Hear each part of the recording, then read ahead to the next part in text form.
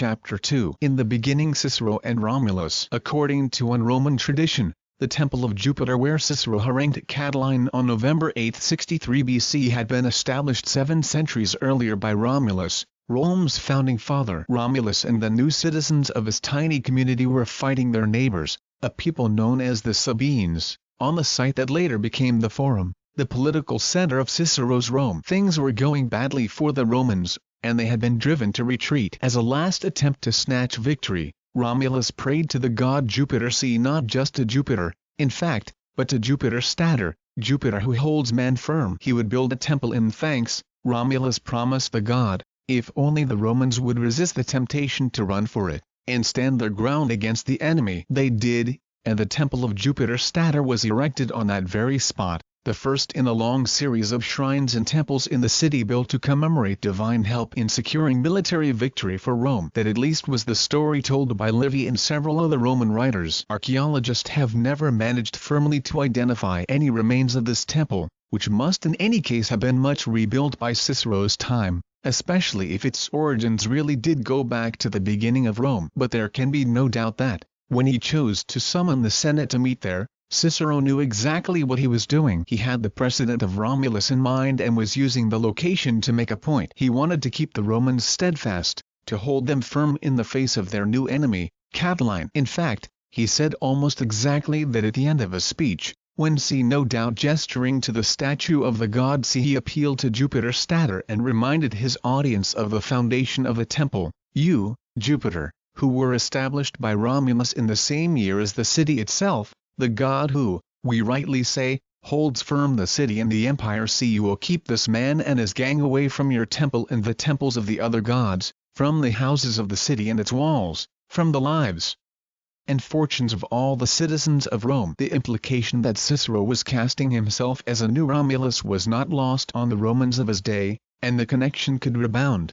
Some people used it as another excuse to sneer at his small-town origins by calling him the Romulus of Arpinum. This was a classic Roman appeal to the founding fathers, to the stirring tales of early Rome and to the moment when the city came into being. Even now, the image of a wolf suckling the baby Romulus and his twin brother Remus signals the origins of Rome. The famous bronze statue of the scene is one of the most copied and instantly recognizable works of Roman art, illustrated on thousands of souvenir postcards, tea towels, ashtrays and fridge magnets, and plastered all over the modern city is the emblem of Roma Football Club. Because this image is so familiar, it is easy to take the story of Romulus and Remus or Remus and Romulus, to give them their usual Roman order rather too much for granted and to forget that it is one of the oddest historical legends of any city's foundation at any period, anywhere in the world. And myth or legend it certainly is, even though Romans assumed that it was, in broad terms, history. The wolf's nurturing of the twins is such a strange episode in a very peculiar tale that even ancient writers sometimes showed a healthy skepticism about the appearance of a conveniently lactating animal to suckle the pair of abandoned babies, right on cue. The rest of the narrative is an extraordinary mixture of puzzling details,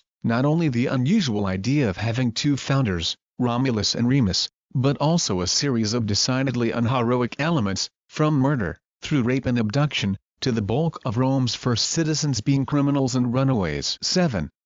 Whatever the exact date of the wolf herself, the baby twins are certainly later additions, made in the 15th century explicitly to capture the founding myth. Copies are found all over the world, partly thanks to Benito Mussolini, who distributed them far and wide as a symbol of Romanity. These unsavory aspects have so struck some modern historians that they have suggested that the whole story must have been concocted as a form of anti-propaganda by Rome's enemies and victims, threatened by aggressive Roman expansion. That is an over-ingenious, not to say desperate, attempt to explain the oddities of the tale, and it misses the most important point. Wherever and whenever it originated, Roman writers never stopped telling, retelling and intensely debating the story of Romulus and Remus. There was more at stake in this than just a question of how the city first took shape. As they crammed into Romulus' old temple to listen to the new Romulus of Arpinum, those senators would have been well aware that the foundation story raised even bigger questions, of what it was to be Roman,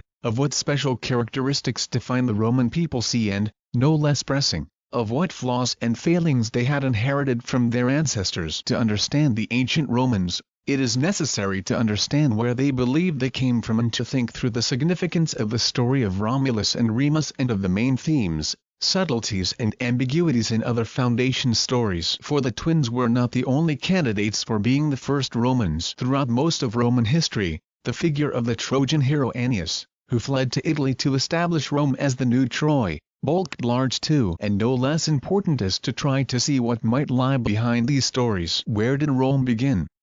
Is a question that has proved almost as seductive and teasing for modern scholars as for their ancient predecessors. Archaeology offers a sketch of earliest Rome very different from that of the Roman myths. It is a surprising one, often puzzling and controversial. Even the famous bronze wolf is keenly debated. Is it, as has usually been thought, one of the earliest works of Roman art to survive? Or is it, as a recent scientific analysis has suggested, really a masterpiece of the Middle Ages? In any case, excavations under the modern city over the past 100 years or so have uncovered a few traces from maybe as far back as 1000 BC of the tiny village on the river Tiber that eventually became Cicero's Rome. Murder. There is no single story of Romulus. There are scores of different, sometimes incompatible, versions of the tale. Cicero, a decade after his clash with Catiline, gave one account in his treatise on the state. Like many politicians since, he took refuge in political theory, and some rather pompous pontificating, when his own power was fading. Here, in the context of a much longer philosophical discussion on the nature of good government, he dealt with the history of the Roman constitution from its beginning. But after a succinct start to the story C in which he awkwardly evaded the issue of whether Romulus really was the son of the god Mars while casting doubt on other fabulous elements of the tale C, he got down to a serious discussion of the geographical advantages of the site that Romulus chose for his new settlement. How could Romulus, Cicero writes, have exploited more brilliantly the advantages of being close to the sea while avoiding its disadvantages than by placing the town on the banks of a never-failing river that flows consistently into the sea, in a broad stream? The Tiber, he explains, made it easy to import supplies from abroad and to export any local surplus. And the hills on which the city was built provided not only an ideal defense against enemy attack but also a healthy living environment in the midst of a pestilential region. It was as if Romulus had known that his foundation would one day be the center of a great empire. Cicero displays some good geographical sense here, and many others since have pointed to the strategic position of the site, which gave it an advantage over local rivals. But he patriotically draws a veil over the fact that throughout antiquity the never-failing river also made Rome the regular victim of devastating floods and that, despite the hills, pestilence, or malaria, was one of the biggest killers of the ancient city's inhabitants. It remained so until the end of the 19th century. Cicero's is not the best-known version of the foundation story. The one that underlies most modern accounts goes back in its essentials to Livy. For a writer whose work is still so important to our understanding of early Rome, surprisingly little is known about Livy. The man, he came from Patavium, Padua, in the north of Italy, began writing his compendium of Roman history in the 20s BC and was on close enough terms with the Roman imperial family to have encouraged the future emperor Claudius to take up history writing. Inevitably, the story of Romulus and Remus features prominently in this first book, with rather less geography and rather more colorful narrative than Cicero gives it. Livy starts with the twins, then briskly follows the tale through to the later achievements of Romulus alone, as Rome's founder and first king. The little boys, Livy explains, were born to a virgin priestess by the name of Rhea Silvia in the Italian town of Alba Longa, in the Alban Hills, just south of the later site of Rome. She had not taken this virginal office of her own free will but had been forced into it after an internecine struggle for power that saw her uncle Amulius take over as king of Alba Longa after ousting his brother, Numitor. Her father Amulius had then used the cover of the priesthood C and ostensible honor C to prevent the awkward appearance of any heirs and rivals from his brother's line. As it turned out, this precaution failed, for Rhea Silvia was soon pregnant. According to Livy, she claimed that she had been raped by the god Mars. Livy appears to be as doubtful about this as Cicero. Mars, he suggests, might have been a convenient pretense to cover an entirely human affair, but others wrote confidently about a disembodied phallus coming from the flames of the sacred fire that Rhea Silvia was supposed to be tending. As soon as she gave birth to twins, Amulius ordered his servants to throw the babies into the nearby river Tiber to drown, but they survived. For, as often happens in stories like this in many cultures, The men who had been given this unpleasant task did not, or could not bring themselves to, follow the instructions to the letter. Instead, they left the twins in a basket not directly in the river but see as it was in flood sea next to the water that had burst its banks before the babies were washed away to their death. The famous nurturing wolf came to their rescue. Livy was one of those Roman skeptics who tried to rationalize this particularly implausible aspect of the tale. The Latin word for wolf, lupa, was also used as a colloquial term for prostitute. Lupanare was one standard term for brothel. Could it be that a local whore rather than a local wild beast had found and tended the twins? Whatever the identity of the lupa, a kindly herdsman or a shepherd soon found the boys and took them in. Was his wife the prostitute? Livy wondered. Romulus and Remus lived as part of his country family, unrecognized until years later, when now young men see they were accidentally reunited with their grandfather, the deposed King Numitor. Once they had reinstated him as king of Alba Longa, they set out to establish their own city, but they soon quarreled, with disastrous results. Livy suggests that the same rivalry and ambition that had marred the relationship of Numitor and Amulius trickled down the generations to Romulus and Remus. The twins disagreed about where exactly to site their new foundation. See in particular, which one of the several hills that later made up the city, there are, in fact, more than the famous 7, should form the center of the first settlement. Romulus chose the hill known as the Palatine, where the emperor's grand residence later stood and which has given us our word palace. In the quarrel that ensued, Remus, who had opted for the Aventine, insultingly jumped over the defenses that Romulus was constructing around his preferred spot. There were various versions of what happened next, but the commonest, according to Livy, was that Romulus responded by killing his brother and so became the sole ruler of the place that took his name. As he struck the terrible, fratricidal blow, he shouted, in Livy's words, "So perish anyone else who shall leap over my walls." It was an appropriate slogan for a city which went on to portray itself as a belligerent state, but one whose wars were always responses to the aggression of others, always just. Remus was dead, and the city that he had helped to found consisted of just a handful of Romulus' friends and companions. It needed more citizens, so Romulus declared Rome an asylum and encouraged the rabble and dispossessed of the rest of Italy to join him, runaway slaves, convicted criminals, exiles and refugees. This produced plenty of men. But in order to get women, so Livy's story goes, Romulus had to resort to a ruse and to rape. He invited the neighboring peoples, the Sabines and the Latins, from the area around Rome known as Latium, to come and enjoy a religious festival plus entertainments, families and all. In the middle of the proceedings, he gave a signal for his men to abduct the young women among the visitors and to carry them off as their wives. Nicholas Poussin, famous for his recreations of ancient Rome, captured the scene in the 17th century.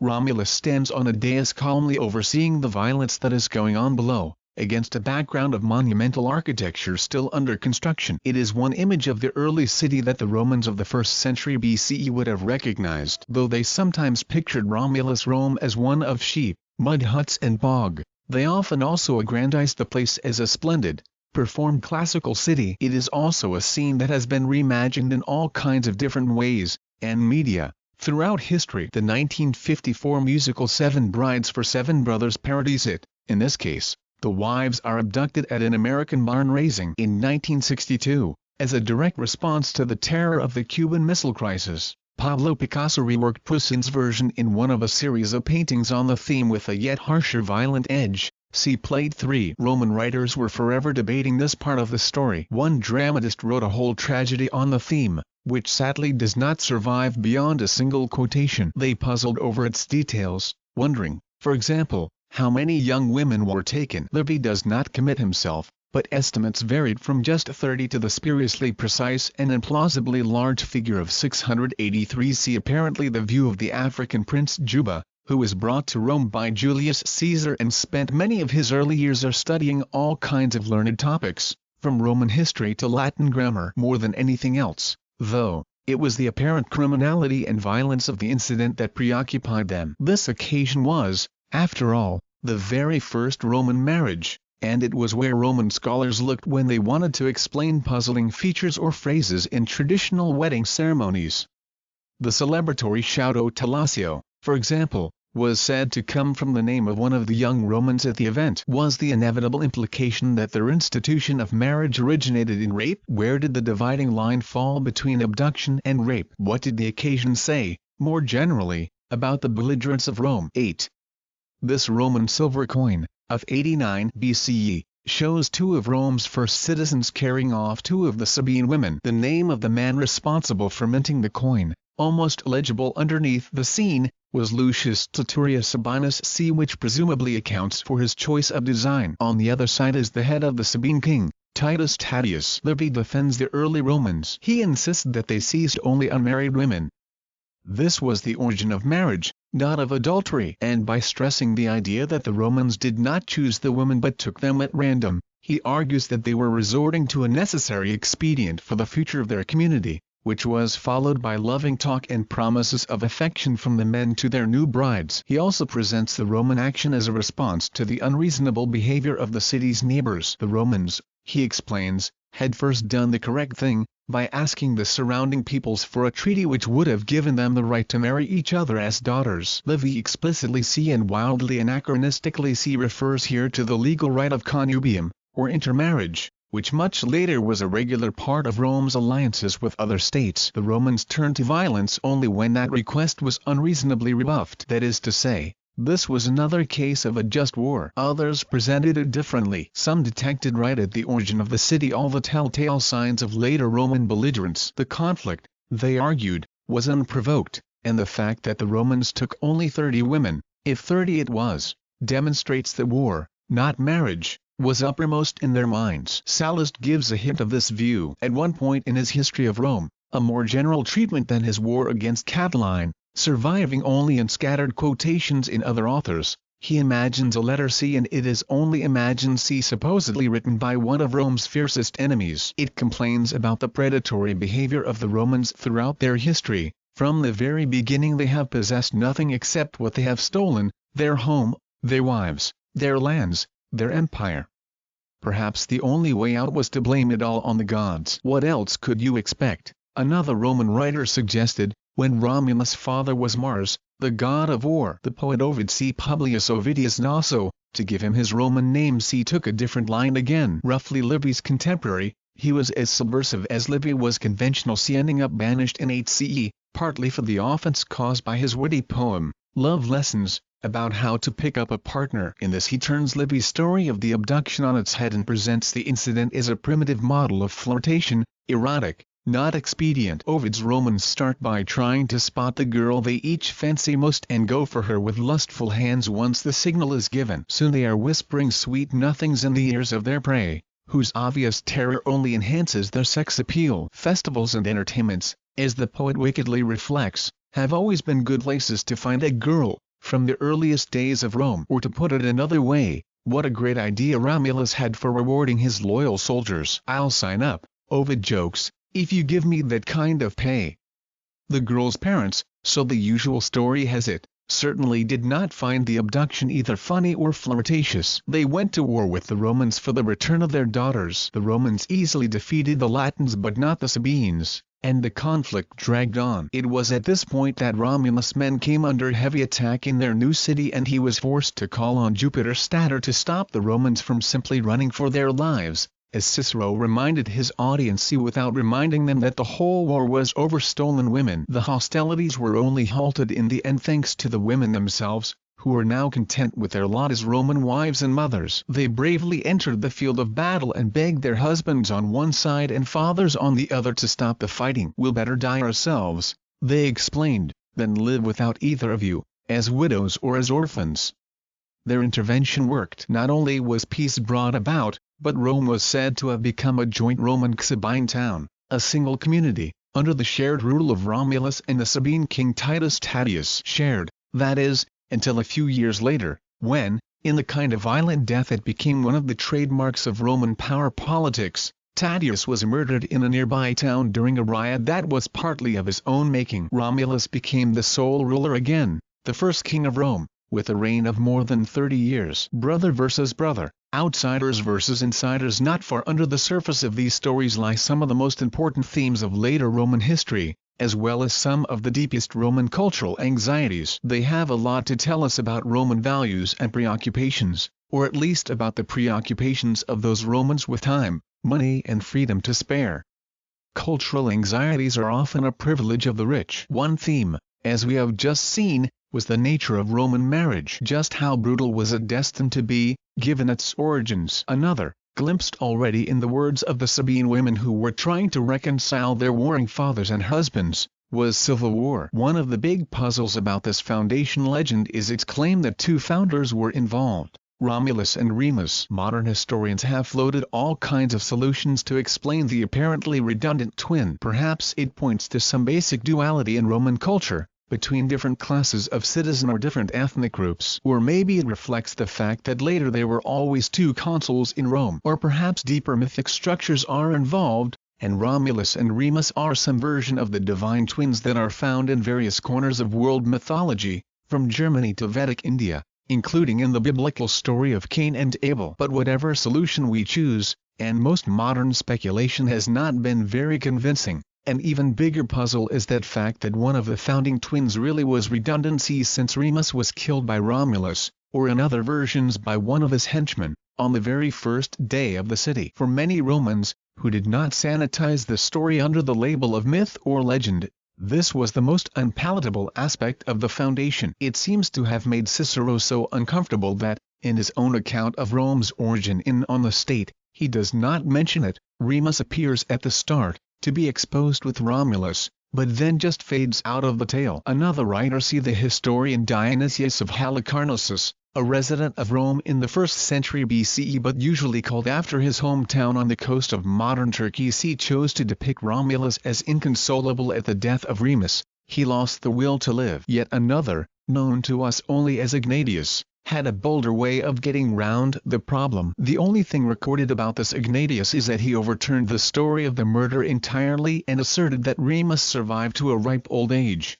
actually outliving his twin. It was a desperate, and no doubt unconvincing, attempt to escape the bleak message of the story, that fratricide was hardwired into Roman politics and that the dreadful bouts of civil conflict that repeatedly blighted Rome's history from the 6th century BC on, the assassination of Julius Caesar in 44 BCE being only one example, were somehow predestined. For what city, founded on the murder of brother by brother, could ever escape the murder of citizen by citizen? The poet Quintus Horatius Flaccus, Horace was just one writer of many who answered that question in the obvious way. Writing around 30 BCE, in the aftermath of the decade of fighting that followed Caesar's death, he lamented, "Bitter fate pursues the Romans, and the crime of a brother's murder, ever since the blood of blameless Remus was spilt onto the ground to be a curse on his descendants."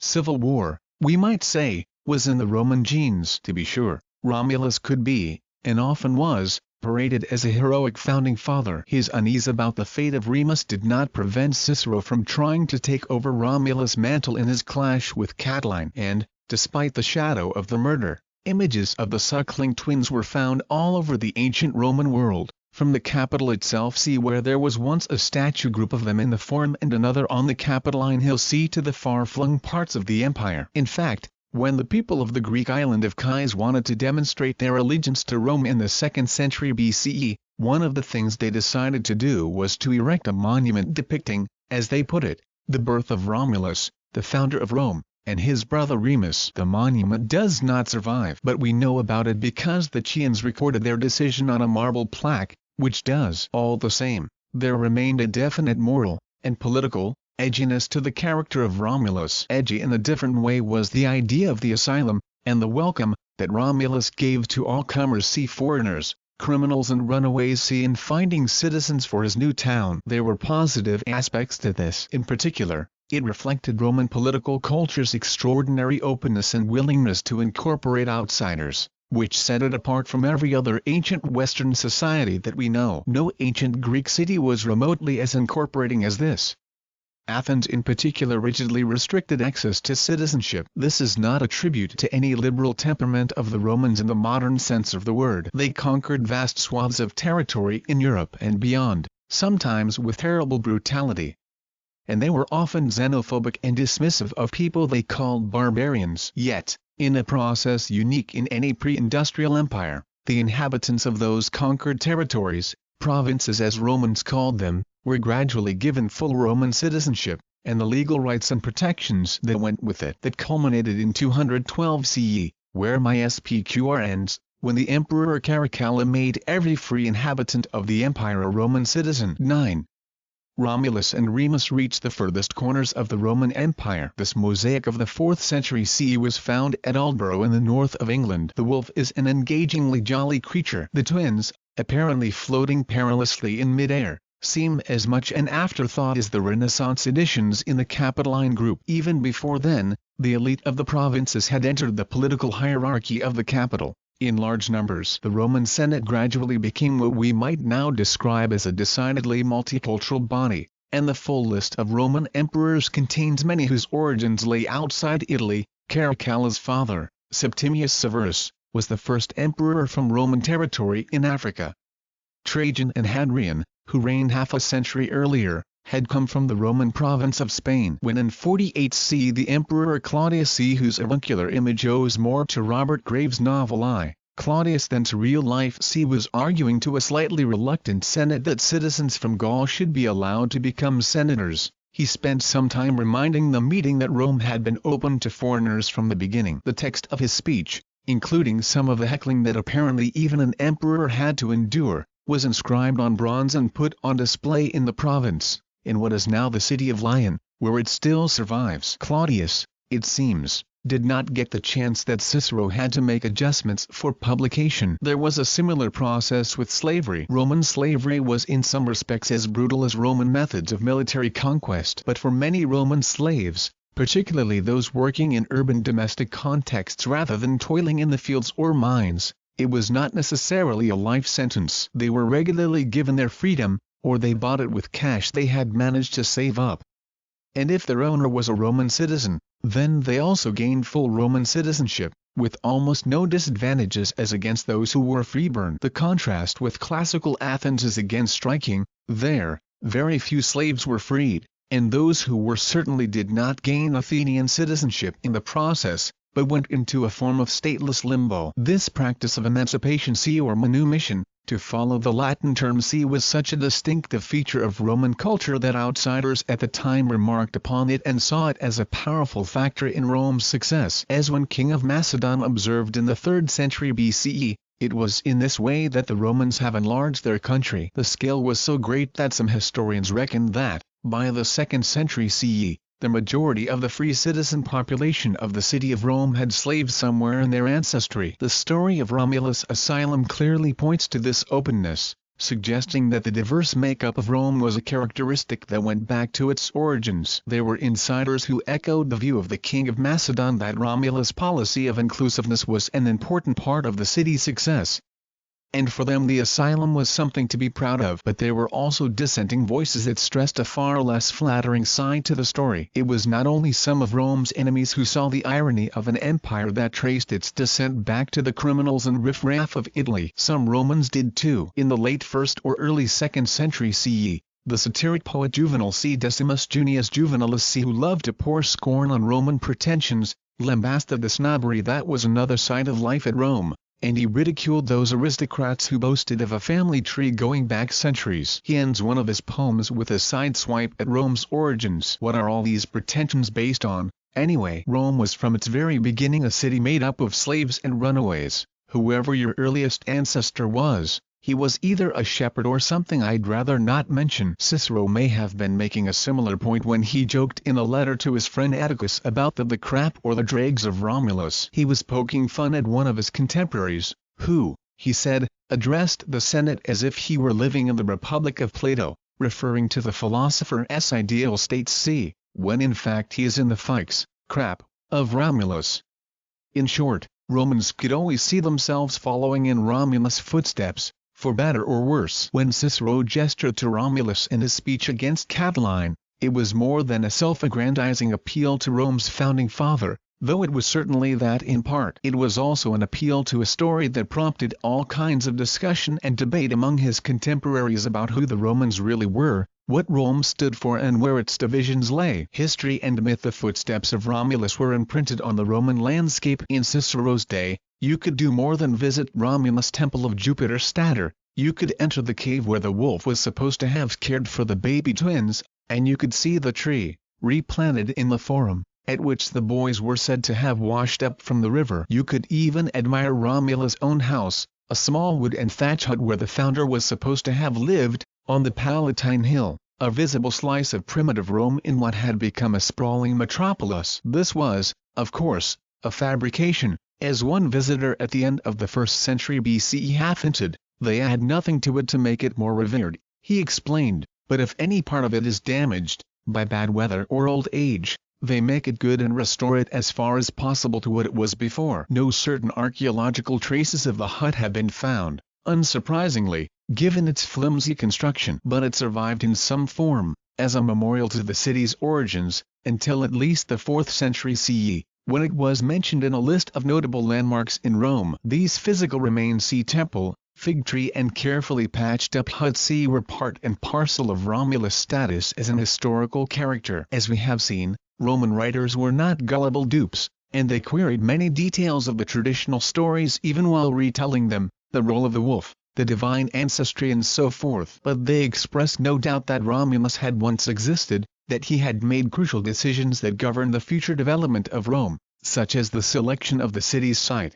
and that he had more or less single-handedly invented some of its defining institutions. The Senate itself, according to some accounts, was the creation of Romulus, as was the ceremony of triumph, the Roman victory parade that regularly followed the city's biggest, and bloodiest, successes in war. When, at the end of the 1st century BCE, a monumental list of all the Roman generals who had ever celebrated a triumph was inscribed on a series of marble panels in the Forum, Romulus headed the roster. Romulus, the king, son of Mars, ran that first entry, year 1, on March 1, for a victory over the people of Sanina, commemorating his speedy defeat of one nearby Latin town whose young women had been stolen. And not admitting a glimmer of public skepticism about his divine parenthood. Roman scholars worked hard to define Romulus' achievements and to reach an accurate chronology of the earliest phases of Rome. One of the liveliest controversies of Cicero's day was the question of when exactly the city was founded. Precisely how old was Rome? Learned minds ingeniously counted back in time from the Roman dates they did know to earlier dates they did not, and tried to synchronize events in Rome with the chronology of Greek history. In particular, they tried to match up their history with the regular 4-year cycles of the Olympic Games, which apparently offered a fixed and authentic time frame. Although, as is now recognized, this was itself partly the product of earlier ingenious speculation. It was a tricky and highly specialized debate. But gradually the different views coalesced around the middle of what we call the 8th century BCE, as scholarly opinion reached the conclusion that Greek and Roman history began at roughly the same time. What became the canonical date, and one still quoted in many modern textbooks, partly goes back to a scholarly treatise, the Book of Chronology, by none other than Cicero's friend and correspondent Atticus. It does not survive, but it is supposed to have pinpointed Romulus' foundation of the city to the 3rd year of the 6th cycle of Olympic Games. That is to say, 753 BCE. Other calculations narrowed this down further, to April 21, the date on which modern Romans still, to this day, celebrate the birthday of their city, with some rather tacky parades and mock gladiatorial spectacles. There is often a fuzzy boundary between myth and history, think of King Arthur or Pocahontas, and, as we shall see, Rome is one of those cultures where the boundary is particularly blurred. But despite all the historical acumen that Romans brought to bear on this story, there is every reason for us to see it, in our terms, as more or less pure myth. For a start, there was almost certainly no such thing as a founding moment of the city of Rome. Very few towns or cities are founded at a stroke, by a single individual. They are usually the product of gradual changes in population, in patterns of settlement, social organization and sense of identity. Most foundations are retrospective constructions, projecting back into the distant past a microcosm, or imagined primitive version, of the later city. The name Romulus is itself a giveaway. Although Romans usually assumed that he had lent his name to his newly established city, we are now fairly confident that the opposite was the case. Romulus was an imaginative construction out of Roma. Romulus was merely the archetypal Mr. Rome. Besides, the writers and scholars of the 1st century BCE who have bequeathed to us their version of Rome's origins had not much more direct evidence of the earliest phases of Rome's history than modern writers have, and in some ways perhaps less. There were no surviving documents or archives. The few early inscriptions on stone, valuable as they are, were not as early as Roman scholars often imagined, and, as we shall discover at the end of this chapter, they sometimes hopelessly misunderstood early Latin. True, they had access to a few earlier historical accounts that no longer survive, but the earliest of these were composed in about 200 BCE, and there was still a great chasm between that date and the city's origins, which could be bridged only with the help of a very mixed bag of stories, songs, popular dramatic performances and the shifting and sometimes self-contradictory amalgam that makes up oral tradition. See constantly adjusted in the telling and retelling to changing circumstances and audiences. There are a few fleeting glimpses of the Romulus story back to the 4th century BCE, but then, unless we bring the bronze wolf back into the picture, the trail stops. 10. Found in Etruscan territory, this engraved mirror, the reflecting face was on the other side, appears to show some version of the suckling of Romulus and Remus by the wolf. If so, dating to the 4th century BCE, it would be one of the earliest pieces of evidence for the story. But some, perhaps over-skeptical, modern scholars have preferred to see here a scene from Etruscan myth, or a pair of infinitely more shadowy and mysterious Roman deities, the twin Lares Prestites. Of course, to put it another way, it is precisely because the story of Romulus is mythic rather than historical, in the narrow sense, that it encapsulates so sharply some of the central cultural questions of ancient Rome and is so important for understanding Roman history. In its wider definition, the Romans had not, as they assumed, simply inherited the priorities and concerns of their founder. Quite the reverse, over centuries of retelling and then rewriting the story, they themselves had constructed and reconstructed the founding figure of Romulus as a powerful symbol of their preferences, debates, ideologies and anxieties. It was not, in other words, to go back to Horace, that civil war was the curse and destiny of Rome from its birth. Rome had projected its obsessions with the apparently unending cycle of civil conflict back onto its founder. There was always the possibility of adjusting or reconfiguring the narrative, even when it had reached the relatively fixed literary form. We have already spotted, for example, how Cicero chose to draw a veil over the murder of Remus, and Ignatius to deny it entirely. But Livy's account of the death of Romulus gives a vivid glimpse of how the story of Rome's origins could be made to resonate directly with recent events. The king, he explains, had ruled for 30 years when suddenly in a violent storm he was covered by a cloud and disappeared. The sorrowing Romans soon concluded that he had been snatched from them to become a god, crossing the boundary between human and divine in a way that Rome's polytheistic religious system sometimes allowed, even if it seems faintly silly to us. But some people at the time, Livy concedes, told a different story, that the king had been assassinated, hacked to death by the senators. Livy did not entirely invent either of these parts of his plot. Cicero, for example, had earlier reported Romulus' apotheosis, albeit with a degree of skepticism. And an overambitious politician in the 60s BC was once threatened with the fate of Romulus, and that, presumably, did not mean becoming a god but writing just a few decades after the murder of Julius Caesar, who was both hacked to death by senators and then given the status of a god, ending up with his own temple in the Forum. Livy offers a particularly loaded and emphatic account. To miss the echoes of Caesar here would be to miss the point. Annius and more. The story of Romulus and Remus is by turns intriguing, puzzling and hugely revealing of big Roman concerns, at least among the elite. And, to judge from the designs on coins or the themes of popular art, knowledge of the stories was widespread. Even if Hungary peasants did not spend much time worrying about the niceties of the rape of the Sabines. But the extra complication, to be added to this already complex picture of the legend of Rome's origins, is that the story of Romulus and Remus was not the city's only foundation story. There were several others that existed side by side. These included minor variants on standard themes, as well as alternatives that seem to us frankly idiosyncratic. One Greek idea, for example, brought the renowned Odysseus and echoes of Homer's Odyssey into the story by suggesting that Rome's real founding father was a man called Romus, the result of Odysseus' affair with the witch Circe, whose magical island was sometimes imagined to lie just off the coast of Italy. This was a neat, although implausible, bit of cultural imperialism that gave Rome a Greek parentage. The other legend that was equally firmly embedded in Roman history and literature is the story of the Trojan hero Aeneas, who escaped from the city of Troy after the mythical war between Greeks and Trojans that is the backdrop of Homer's Iliad. After leading his son by the hand and carrying his elderly father from the burning ruins, he eventually made his way to Italy, where his destiny was to refound his native city on Italian soil. He brought with him the traditions of his homeland and even some precious talismans rescued from the destruction. There are as many puzzles, problems and ambiguities in this story as in the tale of Romulus,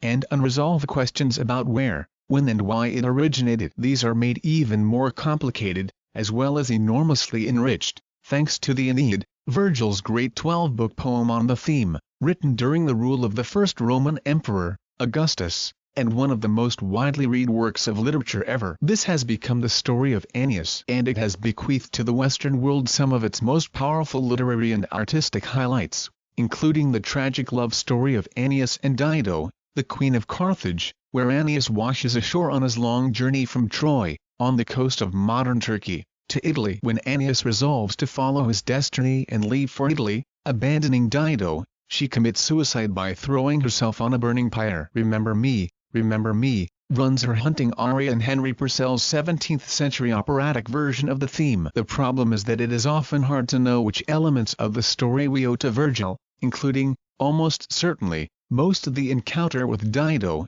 and which are part of a more traditional tale. 11.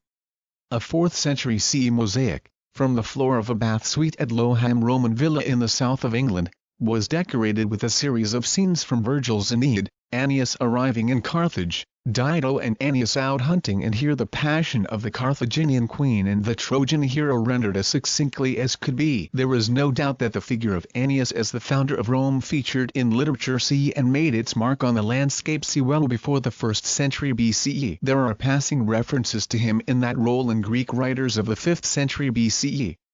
And in the 2nd century BCE, ambassadors from the Greek island of Delos appealing for an alliance with Rome seem to have taken care to remind the Romans, as part of their pitch, that Aeneas had stopped off at Delos on his journey west. In Italy, Dionysius of Halicarnassus was convinced that he had seen the tomb of Aeneas, or at least an ancient memorial to him, at the town of Lavinium, not far from Rome. Well worth seeing, he observed. There was also a popular story that among the precious objects kept in the temple of the goddess Vesta in the Roman Forum C were virgin priestesses, like Rhea Silvia of the Romulus legend, guarded a sacred flame that was supposed never to be extinguished. C was the very statue of the goddess Pallas Athena that Aeneas had brought from Troy, or so one Roman tale had it. There were various rival candidates for rescuing this famous image, and any number of cities all over the Greek world claimed to possess the real thing. It goes without saying that the story of Aeneas is as much a myth as the story of Romulus. But Roman scholars puzzled over the relationship of these two foundation legends and expended enormous amounts of energy trying to bring them into historical alignment. Was Romulus the son,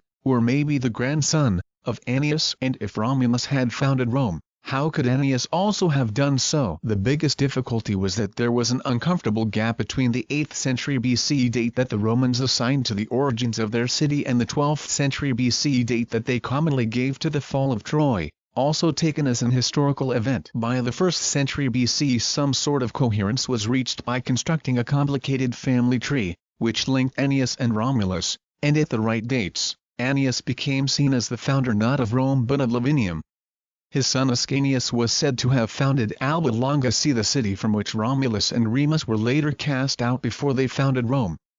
And a shadowy end, even by Roman standards, flagrantly fictional dynasty of Alban kings was constructed to bridge the gap between Ascanius and the magic date of 753 BCE. This is the version that Livy endorses. The central claim of the story of Aeneas is one that echoes, or rather exaggerates, the underlying theme of Romulus' Asylum, where Romulus welcomed all comers to his new city. The story of Aeneas goes further, to claim that the Romans really were originally foreigners. It is a paradox of national identity, which stands in glaring contrast to the foundation myths of many ancient Greek cities, such as Athens, which saw their original population as springing miraculously from the very soil of their native land. And other variant accounts of Rome's origins repeatedly emphasize that foreignness. In fact, in one episode of the Aeneid, The hero visits the site of the future city of Rome and finds it already settled by primitive predecessors of the Romans. And who are they? They are a group of settlers under a certain King Evander,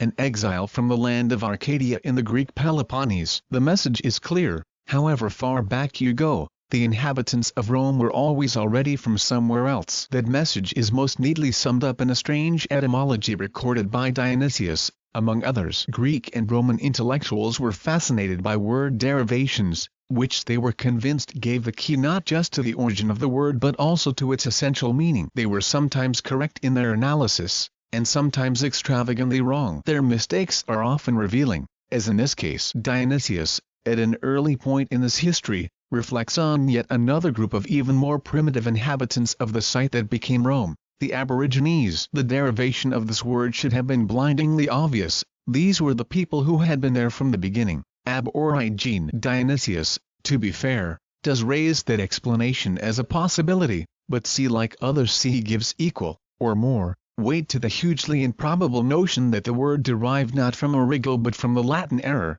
to wander, and had originally been spelled aborigines. These people were, in other words, he writes, vagabonds of no fixed abode. The idea that any serious ancient scholars could turn a blind eye to the obviously correct etymology that was staring them in the face in favor of a silly idea that derived aborigines from to wander via a tendentious alternative spelling is not a reflection of their obtuseness. It shows just how ingrained the idea was that Rome had always been an ethnically fluid concept, that the Romans had always been on the move. Digging up early Rome, the many stories of Romulus and the other founders tell us a good deal about how the Romans saw their city, their values and their feelings. They show too how Roman scholars debated the past and studied their history. But they tell us nothing, or at most very little indeed, about what they claim to, that is, what earliest Rome was like, the processes by which it became an urban community and when. One fact is obvious: Rome was already a very old city when Cicero was consul in 63 BCE. But,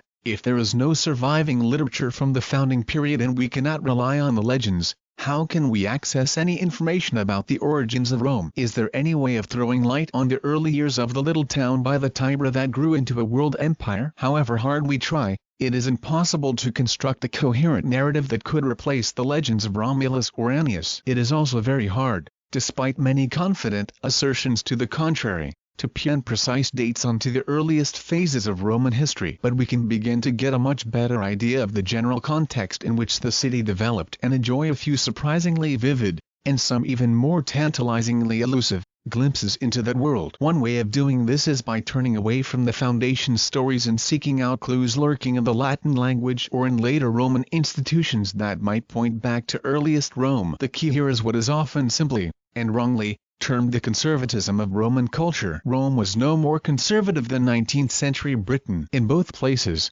radical innovation thrived in dialogue with all kinds of ostensibly conservative traditions and rhetoric. Yet Roman culture was marked by a reluctance ever entirely to discard its past practices, tending instead to preserve all kinds of fossils in religious rituals or politics, or whatever, even when their original significance had been lost. As one modern writer has nicely put it, the Romans were rather like people who acquire all kinds of brand new kitchen equipment but can't ever bear to throw away their old gadgets, which continue to clutter up the place even though they are never used. Scholars, both modern and ancient, have often suspected that some of these fossils, or old gadgets, may be important evidence for the conditions of earliest Rome. One favorite example is a ritual that took place in the city in December each year, known as the Septimantium, 7 Hills. What happened at the celebration is not at all clear, but one learned Roman noted that Septimantium was the name of Rome before it became Rome, and another gave a list of the hills, montes, involved in the festival: Palladium, Velia, Fagutal, Sibura, Sermulus, Oppius, Caelius and Cispius. Map 2. The fact that there are 8 names suggests that something has got confused somewhere along the line. But more to the point, the oddity of this list: Palladium and Sermulus are both parts of the hill generally known as the Palatine, combined with the idea that Septimantium was the predecessor of Rome, has raised the possibility that these names might reflect the sites of separate villages that preceded the fully fledged town. And the absence of a couple of obvious hills from the list, Quirinal and Viminal, has tempted some historians to go even further. Roman writers regularly referred to both of those hills as cols rather than the more usual Latin montes, The meaning of the two words is more or less identical. Does that distinction point to two separate linguistic communities somewhere in Rome's early history? Could we possibly be dealing C? To press the argument even further, C with some version of the two groups reflected in the story of Romulus, the Sabines associated with the Gauls, the Romans with the Montes? Just possibly we could. There is little doubt that the Septimendium is related in some way to Rome's distant past, but in exactly what way, and quite how distant, is very hard to know. The arguments are no firmer than I have made them seem, probably even less so. Why, after all, should we trust that learned Romans claim that Septimendium was the early name of the city? It was just as likely a desperate guess, to explain an archaic ceremony that baffled him almost as much as it does us. And the insistence on two communities seems suspiciously driven by a desire to rescue at least some part of the legend of Romulus for history. Much more tangible is the evidence of archaeology. Dig down deep in the city of Rome, below the visible ancient monuments, and a few traces of a much earlier, primitive settlement, or settlements, remain. Beneath the Forum itself lie the remains of an early cemetery, which caused tremendous excitement when they were first unearthed, at the start of the 20th century. Some of the dead had been cremated, their ashes placed in simple urns alongside jugs and vases which originally contained food and drink. One man had been given little quantities of fish, mutton and pork and possibly some porridge. Others were buried, sometimes in simple oak coffins made by splitting a trunk and hollowing it out. One girl, about 2 years old, had been put in her grave wearing a beaded dress and an ivory bracelet. Similar finds had been made in other places all over the ancient city. Far below one of the later grand houses on the Palatine Hill, for example, lay the ashes of a young man, interred with a miniature spear, maybe a symbol of how he had spent his life. The dead and buried are often much more prominent than the living in the archaeological record, but cemeteries imply the existence of a community, and traces of that are presumably to be found in the groups of huts whose faint outlines have been detected under various parts of the later city, including on the Palatine. We have little idea of their character, beyond their construction in wood, clay and thatch, still less of the lifestyle they supported. But we can fill in some of the gaps if we look just outside Rome. One of the best preserved, and most carefully excavated, of these early structures was found at Fitnay, a few miles north of the city, in the 1980s. It is a rectangular building, some 6 by 5 meters, made of wood, oak and elm, and rammed earth. So-called Pisti Terra construction, still in use up to the present day. With a rough and ready portico round it, formed by the overhanging roof. Inside was a central hearth, some large pottery storage jars, plus a smaller one, which seems to have been a container for potting clay, and traces of some fairly predictable foodstuffs, cereals and beans, and domestic animals, sheep, goats, cows and pigs. The most surprising discovery amid the debris was the remains of a cat, which died, perhaps it was tethered, in a savage fire that eventually destroyed the building. Its claim to fame now is as the earliest known domestic cat in Italy. There are vivid glimpses of human and other life here, from the little girl laid out in her grave in her best dress to the poor Mauser, whom no one let off his leash when the fire blazed. The question is what those glimpses add up to. The archaeological remains certainly demonstrate that there is a long and rich prehistory behind the ancient Rome we see, but quite how long is another matter. Part of the problem is the conditions of excavation in the city itself. The site of Rome has been so intensively built on for centuries that we find these traces of early occupation only in spots that happen not to have been disturbed. The foundations dug in the 1st and 2nd centuries CE for the vast marble temples in the Forum obliterated much of what then lay beneath the surface. The cellars of Renaissance palazzi cut through even more in other parts of Rome, so we have only tiny snapshots, never the big picture. This is archaeology at its most difficult, and although new fragments of evidence emerge all the time, its interpretation, and reinterpretation, is almost always contested and often controversial. For example, there is an ongoing debate about whether the small pieces of wattle and daub found in excavations in the Forum in the mid-20th century indicate that there was an early hut settlement there too, or whether they were inadvertently introduced as part of the rubble used a few centuries later to provide a new raised surface for the area. It has to be said that, though fine for a cemetery, this would have been a rather damp and marshy place for a village. 12. A typical cremation urn from the early cemeteries of Rome and the surrounding area. In the form of a simple hut, these houses for the dead are one of the best guides we have to the appearance of the accommodation for the living. Precise dating is even more contentious.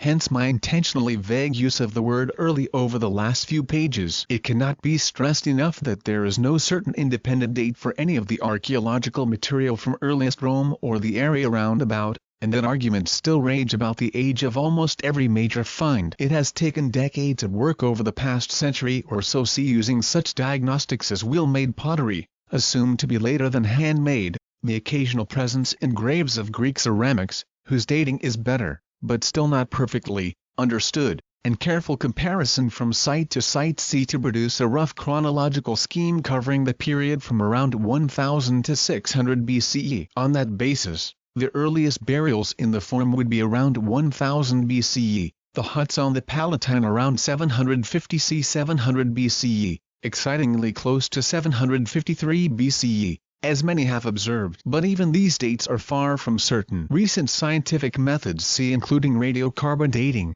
which calculates the age of any organic material by measuring the residual amount of its radioactive carbon isotopes, have suggested that they are all too young, by as much as 100 years. The hut at Fitney, for example, was dated around the middle of the 8th century BC according to traditional archaeological criteria, but that is pushed back towards the end of the 9th century BCE if we follow the radiocarbon. Currently, dates are in flux, even more than usual.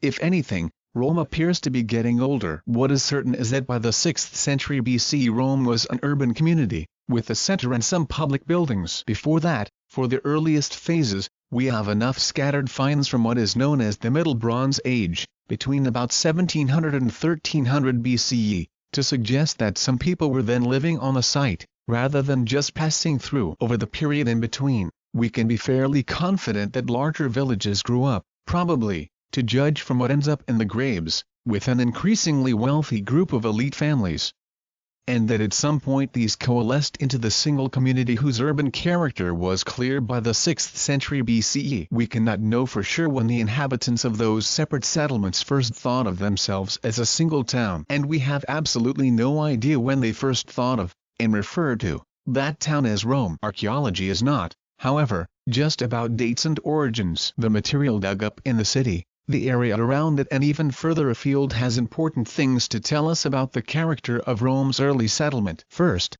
it had extensive contacts with the outside world. I have already mentioned in passing the ivory bracelet of the little girl in the cemetery and the Greek pottery, made in Corinth or Athens, that turned up in Roman excavations. There are also signs of links with the north, in the form of a few jewels and decorations in imported amber. There is no clue of how these reached central Italy, but they certainly point to contact, direct or indirect, with the Baltic. Early Rome, from almost as far back as we can see it, was well connected, as Cicero hinted when he stressed its strategic location. Second, there were similarities, and some important differences, between Rome and its neighbors. The Italian peninsula between about 1000 and 600 BC was extremely mixed. There were many different independent peoples, with many different cultural traditions, origins and languages. The best documented are the Greek settlements in the south, towns such as Cumae, Tarentum and Naples, Neapolis, founded from the 8th century BC on by immigrants from some of the major cities in Greece, conventionally known as colonies but not colonial in the modern sense of the word. To all intents and purposes, much of the southern part of the peninsula, and Sicily, was part of the Greek world, with a literate and artistic tradition linked to match. It is no coincidence that some of the earliest specimens of Greek writing to survive, maybe the very earliest, have actually been discovered there. It is much harder to reconstruct the history of any of the other inhabitants of the peninsula, from the Etruscans to the north, through the Latins and Sabines on Rome's doorstep to the south, to the Oscans, who formed the original population of Pompeii, and Samnites beyond them. None of their literature, if they had any, has survived, and for evidence of them we depend entirely on archaeology, on texts inscribed on stone and bronze, sometimes comprehensible, sometimes not, and on Roman accounts written much later, often tinged with Roman supremacy. Hence the standard image of the Samnites as tough, barbaric, non-urbanized and dangerously primitive. What archaeological finds do show, however, is that Rome in its early days was very ordinary indeed. The development, from scattered settlements into an urban community, that we can just about detect in Rome seems to have happened at roughly the same period throughout the neighboring region to its south, and the material remains in the cemeteries, Local pottery and bronze brooches, as well as more exotic imports, are fairly consistent there too. If anything, what has been discovered in Rome is less impressive and less suggestive of wealth and discoveries elsewhere. Nothing has emerged from the city to compare with, for example, the finds from some extraordinary tombs in nearby Brunissy, though that might just be bad luck or, as some archaeologists have suspected, a case of some of the best finds from the 19th century excavations in Rome having been stolen and directed straight to the antiquities market. One of the questions we shall have to address over the next couple of chapters is,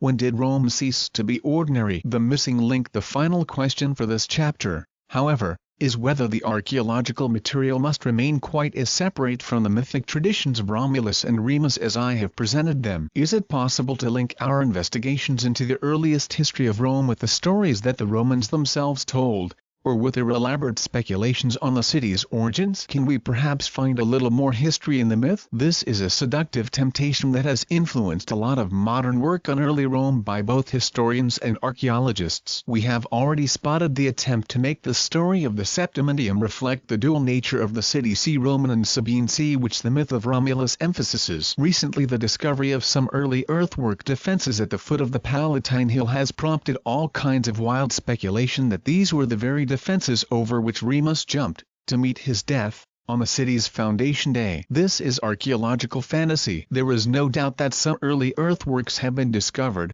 and that in itself is important. See though how they relate to the early Hut settlement on the top of the Palatine is puzzling. They are nothing whatsoever to do with the non-existent characters Romulus and Remus, and the attempts to massage the dating of the structure, and its associated finds, to end up on April 21, 753 BCE. I am exaggerating only slightly. Our special pleading. There is just one location in the whole of the city Rome where it is possible to link the early material remains directly with the literary tradition. In so doing, we find not agreement and harmony between the two but a wide and intriguing gap. That location is at one end of the Forum, close to the slopes of the Capitoline Hill, a few minutes' walk from where Cicero attacked Catiline in the Temple of Jupiter Stator, and just next to the main platform, or rostra, from which speakers address the people. There, before the end of the 1st century BCE, in the pavement of the Forum was set a series of slabs and distinctively black stone forming a rectangle of roughly 4 by 3.5 meters, marked out with a low stone border. At the turn of the 19th and 20th centuries, the archaeologist Giacomo Bonici, a celebrity at the time to rival Heinrich Schliemann, the discoverer of Troy, and with none of the dubious reputation for frauds, he excavated below the black stone, where we found the remains of some much earlier structures. These included an altar, part of a large freestanding column, and a short stone pillar that is covered in mostly unintelligible early Latin, probably one of the earliest texts in the language that we have. The place had been intentionally buried, and the fill included all kinds of extraordinary as well as everyday finds, from miniature cups, beads and knuckle bones to some fine pieces of 6th century BC Athenian decorated pottery. The most obvious explanation, to judge from the finds, which seem to include religious dedications, is that this was an early shrine, possibly of the god Vulcan. It was covered over when the Forum was repaved sometime in the 1st century BCE, but to preserve the memory of the sacred site underneath, the distinctive black stone was laid above. Later Roman writers were well aware of the black stone and had various ideas about what it signified. The black stone, one wrote, marks an unlucky spot. And they knew that there was something underneath it, going back centuries, not a religious shrine, as archaeologists are now fairly confident it was, but a monument connected with Romulus or his family. Several assumed it was the tomb of Romulus. Others, perhaps worried that, if Romulus had become a god, he should not really have a tomb, thought it was the tomb of Faustulus, the foster father of Romulus and Remus. Still others made it the tomb of one of Romulus' comrades, Hostilius, the grandfather of one of the later kings of Rome. They also knew, whether because they had seen it before it was covered or from hearsay, that there was an inscription down there. Dionysius records two versions of what it was: the epitaph of Hostilius, documenting his bravery, or an inscription recording his deeds put up after one of Romulus' victories. But it was certainly neither of those things. Nor was it, as Dionysius claims, written in Greek letters. It is bona fide early Latin. But it makes a marvelous example of both how much and how little Roman historians knew about the buried past, and how they so like to imagine the traces of Romulus still present on, or just below, the surface of their city. 13. A diagram of the remains of the early shrine excavated by Giacomo Boni underneath a black stone in the forum. On the left is an altar, a square U-shaped structure found elsewhere in Italy at this period. On the right stands what is left of the column, and just visible behind it is the inscribed pillar. What this text actually says, see, so far as we can make any sense of it, see, takes us into the next phase of Roman history and the series of almost equally mythical kings who are supposed to have followed Romulus.